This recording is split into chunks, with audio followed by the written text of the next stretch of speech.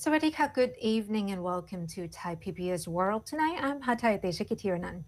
And I'm Nabuna. We'll begin tonight with the latest on the COVID-19 restrictions, as there were a lot of confusions going on since yesterday. The CCSA has decided to extend the current semi-lockdown restrictions, which are due to expire today, for 2 more weeks, and as well as expanding the COVID-19 dark red zone provinces put under these restrictions from the current 13 to 29 until further notice.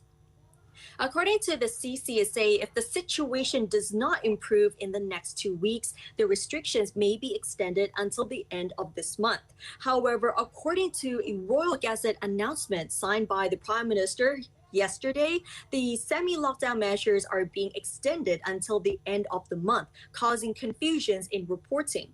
Deputy Government Spokesperson Ratchada Thanadire clarified to Thai PBS World today that the semi-lockdown measures are officially extended to the end of August, but the situation is being reassessed every 14 days, which means the restrictions may change in mid-August.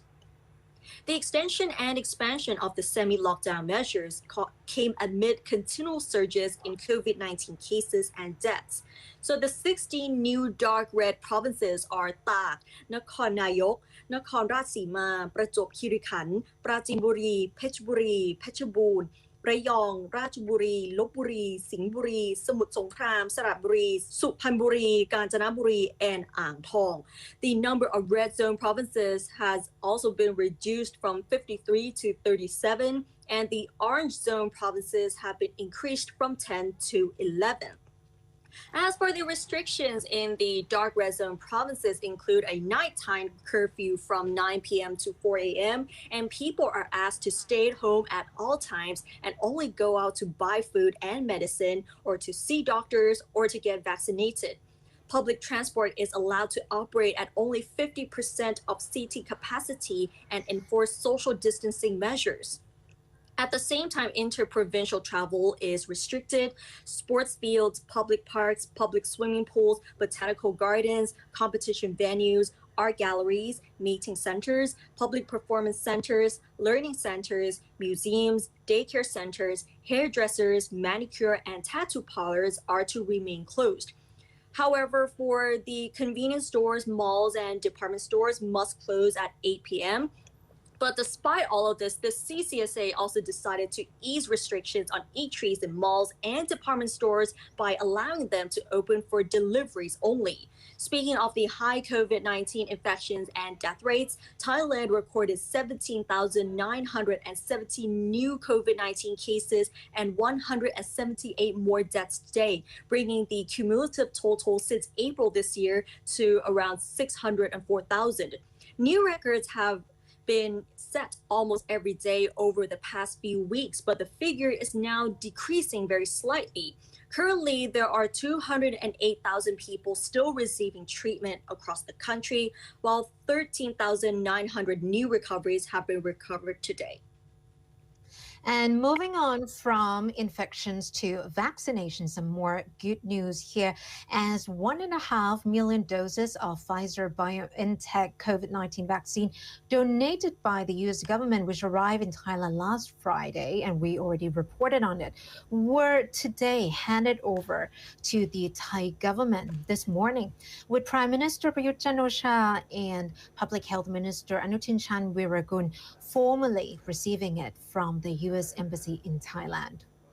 700,000 doses of this lot will be allocated to frontline medical personnel, which means that not all will receive shots from this batch. The Disease Control Department today defined who is eligible to receive the vaccine. For example, medics who have had 2 doses of either Sinovac or Sinopharm vaccines can receive a Pfizer booster dose. Medics who have had only 1 dose of any vaccine can get Pfizer as second dose, with the interval determined by the type of the vaccine used for the first shot. Medics who have yet to receive their first dose can get 2 doses of Pfizer. Medics who have been infected with COVID-19 and have yet to receive their first dose of vaccine can get 1 dose of Pfizer at least a month after their infection was diagnosed. Anywho, people who are not advised to receive the Pfizer vaccine at this time include those who received Sinovac as their first dose and AstraZeneca as their second, those who have received 2 doses of AstraZeneca, those who have received 2 doses of Sinovac, and an AstraZeneca booster dose. The U.S. has pledged to donate a total of 2.5 million doses of vaccine to Thailand, with the types of the remaining doses and their delivery schedule yet to be confirmed. Thailand has ordered 20 million doses of Pfizer BioNTech as well for the public, but with deliveries expected to begin in the fourth quarter of this year. And Pfizer is the first mRNA vaccine to be administered in Thailand to date, because now we only have the whole virus of Sinovac and Sinopharm from China and the vector vaccine AstraZeneca that have been used. And in light of the COVID-19 situation, many people are unhappy with the way the Prime Minister has dealt with the entire situation. And we've seen that many of the protesters came out to demand the Prime Minister to resign because of the mismanagement. And this time round, the classmates of the Prime Minister's daughter actually want her to ask her dad to resign from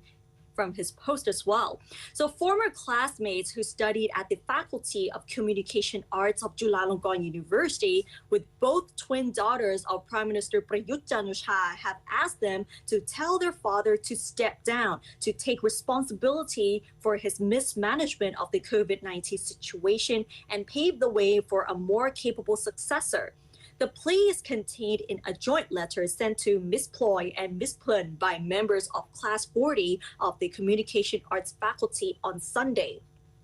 The group said that their mutual bond of friendship and fond memories dating back 17 years mean that it was not easy for them to write this letter to her, adding that many of them have been experiencing hardships over the past several years under her father's premiership. Part of the letter says that they've been trying to respect her privacy, but the COVID-19 crisis has driven them to write this letter, which may hurt the feelings and may invade Poi and Plun's privacy. Admitting that they do not know how aware the twins are of the country's situation, the group said that the Prime Minister's mismanagement of the situation has plunged Thailand into the current crisis, with people lying dead in the streets, patients overcrowding hospitals, or hopelessly waiting at home for treatment, while many others have been made jobless, with some committing suicide. The letter reads, "We unanimously agree that Prime Minister Prayut Chan-o-cha must accept accountability for his mismanagement by stepping down immediately to pave the way for someone who is capable of taking over the administration of the country under a democratic system. We believe that rapid and effective administration is an important element which will help ease the national crisis." They also urged the twins to listen to her friends' voices, the voices of the people whose vaccination appointments were postponed indefinitely, the voices of the people who are jobless, not knowing when they will bring the disease to their loved ones at home, the voices of the freelancers who have to part with their houses to get money to feed their families, the voices of children, sisters, and wives expressing the pain when someone in their family is found infected, and the voices of a hopeless people. The letter also concludes that listen and judge from the perspective of someone who values humanity. Plead your father to resign. We believe that your voice is always important to your dad. Well, that is a quite tricky situation with the saying goes that you shouldn't really mix politics into friendship. But this also points to desperation a lot of people are experiencing at the moment at this time of COVID-19 crisis. Exactly. And moving on now to human rights and specifically media and rights and also freedom of expression. The Digital Economy and Society Minister Chaywut Tanakmanuson said that he will invite media representatives for talks to resolve misunderstandings about recent media gag orders issued by the government and possible cooperation between the two parties in tackling fake news. He explained that the measures imposed under Section 9 of the emergency decree and deemed by the media as an infringement of free expression and media freedom are intended to deal with disinformation or distorted information, which may lead to public panic or misunderstanding and are not intended to be a gag on the media. The minister said that he trusts the professionalism of Thai media in the performance of their duties and in the media organizations in regulating the conduct of journalists in line with the Media Code of Conduct. Mr. Shai would maintain that the government has always been responsive to criticism in the media, which is reasonable and factually based, but pointed out that there have been distorted reports, intentional or otherwise, which may affect the government's COVID-19 management efforts. He said that he has always viewed the media as an important tool in guiding Thai society in the right direction and in promoting cooperation among the people during critical moments so the country can weather crises. Last week, 6 media organizations submitted a joint statement to Prime Minister Prayut Chan-o-cha demanding the lifting of the restrictions imposed under the emergency decree, which they said may be abused by the authorities to curb the freedoms of the media and the general public. Meanwhile, lecturers of the Faculty of Journalism and Mass Communications at Thammasat University issued a joint statement via Facebook on Sunday, echoing the call by these 6 media organizations for the lifting of this media gag order issued by the CCSA. The lecturers pointed out that the wording used in the announcements are vague, broad, and prone to abuse by officials to silence all criticism and to penalize those deemed to be disseminating distorted information. They argue that the search for truth by the media, such as the actual number of those infected and killed by COVID-19, and the presentation of that truth to the public in a straightforward manner is necessary, even if such truth may cause public panic. They also pointed out that the defamation law in the criminal code is sufficient already to deal with the so-called fake news without the need for additional legal measures. They said that the present circumstances provide an opportunity for the government to educate the public about how to consume media reports intelligently and to use its existing mechanisms to counter fake or distorted news more effectively. And now let's move on to Thai politics. Yesterday, there was the anti-government protest. And recently, Thailand's anti-government Thalu Fa group led by Jatupat Bunpatararaksa, or also known as Pai Dao Din, and other protesters were arrested this afternoon in front of the Narcotics Suppression Bureau, or the NSB, located in the compound of the police club on Vipawadi Rangsit Highway. Jatupat led the protest at the NSB this morning to demand the release of 3 of their fellow protesters who had been arrested on Sunday night and the return of a public address truck. He also told the media that they would disperse once the police released their 3 colleagues. As the protesters tried to block the road in front of the police club, crowd control police arrived in 2 pickup trucks, which were surrounded by the protesters, forcing the police to retreat. The protesters then splashed and sprayed paint on the wall of the police club. More police armed with shields and batons arrived at the scene shortly after noon and encircled the protesters until they managed to apprehend Pai Dao Din and a few core members of the Thalu Fa group. Those arrested were taken to the Border Police Region 1 Command in Klong Luang District of Pathum Thani Province for questioning and detention on charges of defying the emergency decree and the Communicable Disease Control Act. Jatupat and fellow political activist Somyot Prithsa Kasem Sok were granted conditional bail by the criminal court in mid-April. Both face multiple charges, including lèse majesty, leading to the protest at Bangkok Sanam Luang on September 19th and the 20th. So we can see that although it is much smaller in scale, the public anger and demonstrations that have taken to the streets despite the current raging spread of the pandemic is still going on in a much smaller scale, but also quite frequent. And especially with the COVID-19 issues, it has also angered the anti-government protesters, and they've also been calling out the prime minister to resign. Right. And moving on now to some good news for commuters in Bangkok suburbs. Red Line train services from Bang Sue Grand Station to Rangsit and Bang Sue to Talingshan officially opened this morning, with its inaugural train leaving the station at 10:29 a.m. The Prime Minister presided over the virtual opening ceremony. Red Line train services will be free of charge until October, or 3 months. Passenger capacity is currently limited to half, or 50%, due to the COVID-19 restrictions. The Rangsit-Bangsu route only takes 25 minutes and just 15 minutes on the Talingshan-Bangsu route, which is considered a fast and convenient option for those who want to travel out to Bangkok suburbs. The Red Line will also assist those traveling to get vaccinated at the Bang Sue Grand Station, where the first train will depart at 6 a.m. and the last at 7:30 p.m. during the current partial lockdown. The long-awaited Red Line train service could be a game changer for Bangkok, helping to reduce traffic congestion and pollution in the city, which still relies heavily on cars and buses. And that's definitely good news for those in Bangkok as well. And now it's time for Empowering Thai Women, where we connect you to amazing women who are successful and influential in their own ways. Recently, I interviewed Nichari Panek Chanasak, or widely known as Nong Tan, who lost her legs in a train accident in Singapore back in 2011. And that was definitely a big story back then. But her traumatic experience did not stop her from living her life to the fullest. But how hard was it for her to overcome her struggles? Let's find out more in this report.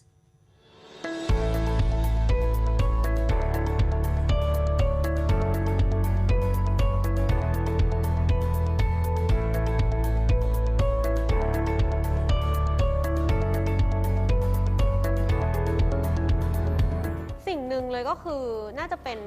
พวกเป้าหมายกับความฝันมั้งคะเพราะว่าฮันรู้สึกว่าเรามีความฝันว่าเราอยากทำกิจกรรมนู่นนี่นั้นได้เราอยากกลับไปเที่ยวกับเพื่อนได้เหมือนปกติเราอยากกลับไป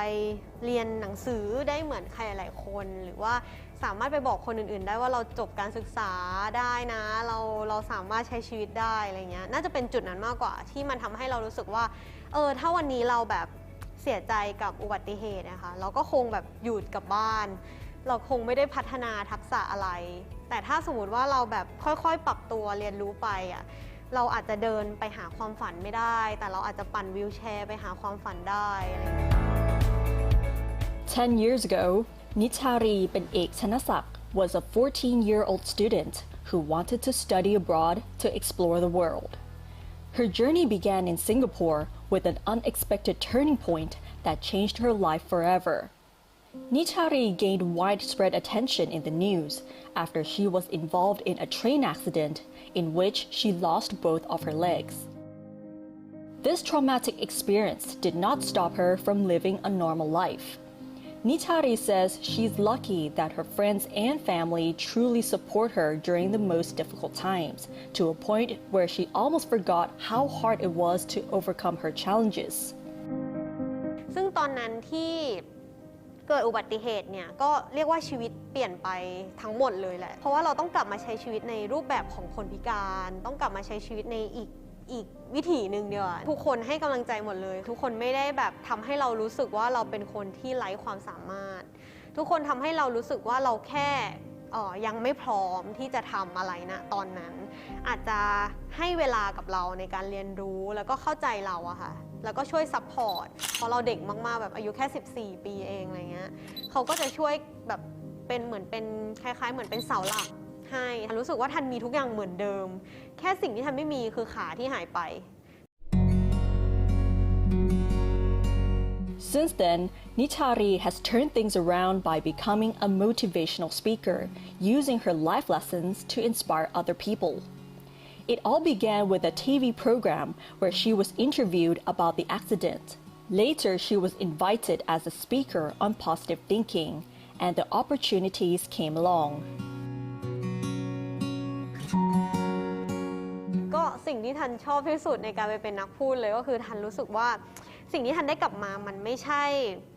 มันไม่ใช่โอกาสอย่างเดียวที่เราได้ไปทำหรือให้กำลังใจเขาอะแต่สิ่งที่เราได้กลับมาคือเราได้รอยยิ้มของคน เราได้ทัศนคติใหม่ๆของคนที่เขาอาจจะมีอยู่ด้านลบแล้วเขาเดินมาบอกเราในประโยคที่เป็นด้านบวกเรารู้สึกว่ามันเป็นสิ่งที่เหมือนกับแบบเราใช้เงินซื้อมาให้เขาก็ไม่ได้เราให้เงินเขาไปเขาเปลี่ยนก็ไม่ได้แต่เหมือนกับเราไปถึงแล้วเราแค่อธิบายเขาใช้ประสบการณ์ของเราแล้วเหมือนเราทำให้เรารู้สึกว่าแบบเฮ้ยเขาสามารถเอาไปคิดต่อยอดกับชีวิตเขาได้อะท่านรู้สึกว่ามันเป็นอะไรที่แบบมันหาที่ไหนไม่ได้แล้วมันเป็นสิ่งที่ไม่ใช่ทุกคนที่จะทำมันได้ด้วยอะไรอย่างเงี้ยค่ะ Now at 25 years old, being a motivational speaker for many years can become more challenging. As Nichari explains, the biggest challenge is to tell the same story with a new perspective. ทันว่าสิ่งที่ท้าทายที่สุดสำหรับทันเลยนะก็คือการหาเรื่องราวใหม่ๆมาสร้างแรงบันดาลใจเพราะว่าแน่นอนว่าท่านอาจจะพูดในแต่ละที่อะค่ะอาจจะมีทั้งเรื่องราวที่เป็นแนวเดียวกันคอนเซปต์เดียวกันก็จริงแต่ว่าเรื่องราวนั้นอะต่อให้เราไปพูดอะค่ะมันอาจจะพูดได้แค่ช่วงระยะเวลาหนึ่งความยากของมันคือต้องคีปให้คอนเทนต์นี้เป็นคอนเทนต์ที่มีความสำคัญแล้วก็ความสำคัญนั้นมันสัมพันธ์ยังไงกับปัจจุบันและอนาคตอะค่ะ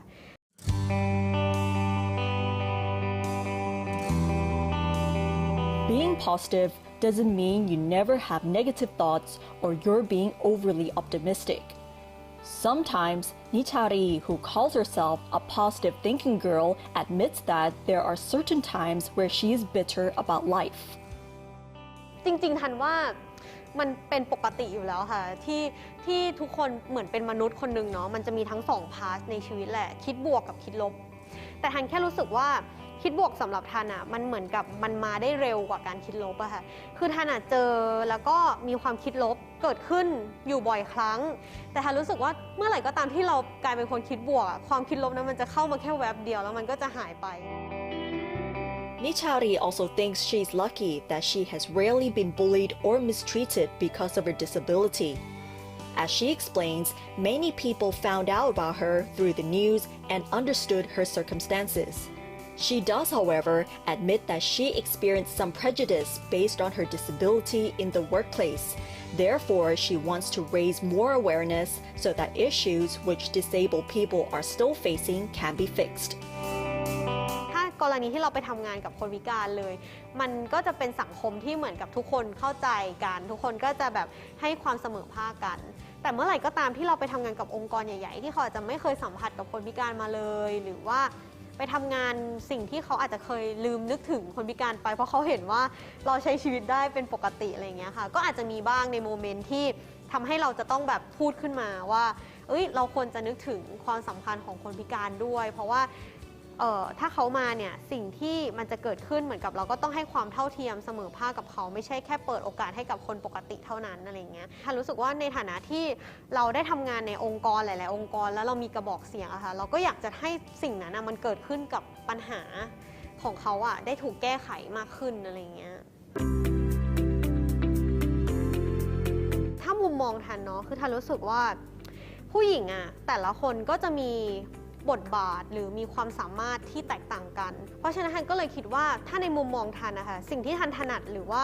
เป็น empowering สำหรับทันเลยอะก็คือการสร้างแรงบันดาลใจแล้วก็ให้เห็นว่าผู้หญิงคนพิการก็สามารถที่จะทำสิ่งต่างๆได้เป็นตัวแทนเป็นผู้นำของด้านต่างๆได้มันไม่ได้อยู่ที่รูปลักษณ์ภายนอกมันไม่ได้อยู่ที่อะไรก็ตามที่เป็นตัวตัดสินมันอยู่ที่ปัจจุบันมากกว่าว่าเขาสามารถทำแล้วก็ใช้ความสามารถของตัวเองในการช่วยเหลือคนอื่นๆได้มากน้อยแค่ไหนตั้งแต่ทันเกิดอุบัติเหตุมาคีย์เวิร์ดที่ทันรู้สึกว่าทันใช้กับตัวเองมากๆเลยก็คือทันว่าการกระทำมันสำคัญกว่าคำพูดของเราเหมือนกับเวลาเราไปให้กำลังใจคนอื่นนะคะเราอาจจะบอกคนอื่นก็ได้ให้คุณคิดบวกแต่ว่าถ้าตัวทันเองไม่ได้แบบใช้ชีวิตให้มันคิดบวกอะคำนั้นมันก็ตีกลับไปที่อื่นที่ไม่ใช่ตัวเราอยู่ดีเพราะฉะนั้นฉันก็รู้สึกว่าคำพูดมันมีความสำคัญก็จริงแต่การกระทำของเรามากกว่าที่จะพิสูจน์ว่าโอเคเราเป็นคนที่มีความสามารถจริงหรือเปล่าหรือว่าเป็นตรงกับที่เขาตัดสินไว้อะไรอย่างเงี้ยค่ะ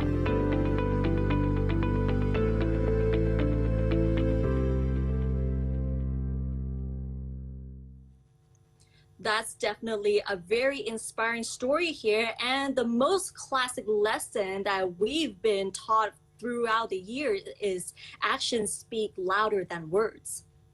Mm-hmm. Especially how you think that certain things will prevent you from accomplishing other things in life, but actually it doesn't. And that's also indeed very motivational. Right.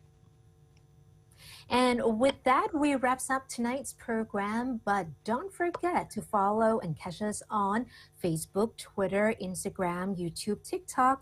and our website, www.thaipbsworld.com for all the latest updates, as well as in-depth analyses. Thanks for watching. Stay safe, and we'll see you tomorrow. สวัสดีค่ะ สวัสดีค่ะ